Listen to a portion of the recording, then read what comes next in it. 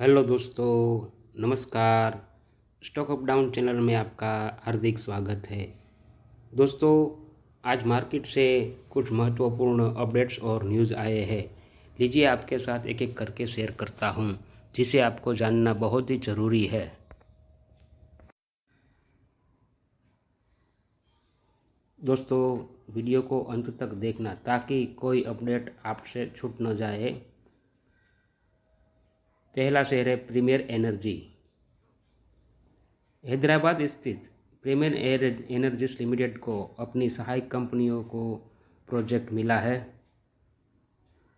Company ने filing में बताया कि Premier Energies photovoltaic private limited, Premier Energies global environment private limited और Premier Premier Energies international private limited के माध्यम से कुल 2,703 करोड़ रुपए के नए ऑर्डर और पुराने ग्राहकों से बड़े ऑर्डर प्राप्त हुए हैं।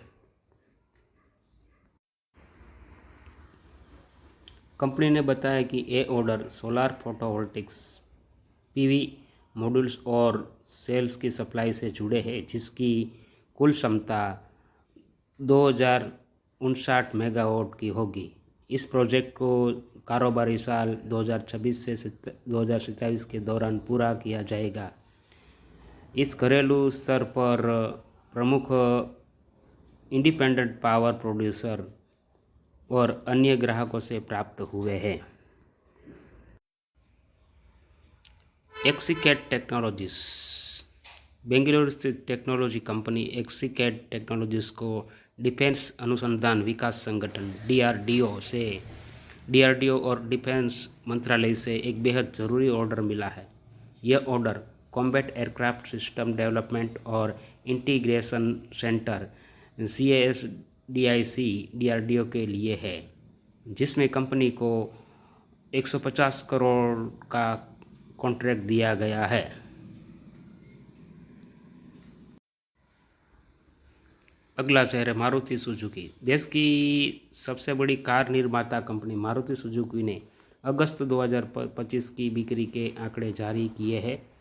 कंपनी ने एक्सचेंज को दी जानकारी में कहा कि अगस्त में कंपनी की कुल बिक्री 1.81 लाख यूनिट्स रही, जबकि CNBC TV 18 पोल के अनुसार अनुमान 1.84 लाख यूनिट्स का था। सालाना आधार पर YoY पर कंपनी की कुल बिक्री में 0.60% की गिरावट दर्ज की गई है।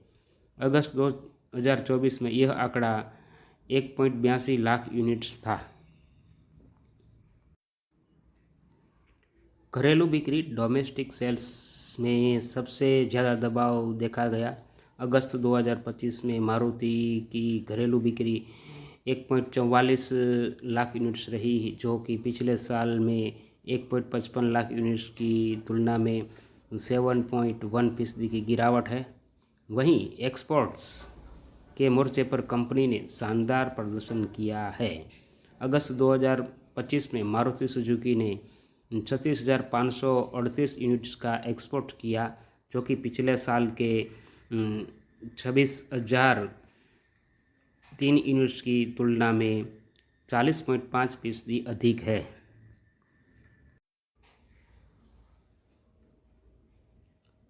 RPP इंफ्रा प्रोजेक्ट लिमिटेड को भारत हेवी इलेक्ट्रिकल्स लिमिटेड भेल से बड़ा कॉन्ट्रैक्ट मिला है। फैक्ट्री फिनिश्ड स्ट्रक्चर का फैब्रिकेशन और सप्लाई भेल के देश भर के प्रोजेक्ट साइट्स पर कॉन्ट्रैक्ट वैल्यू 1,125.94 करोड़ रुपए है।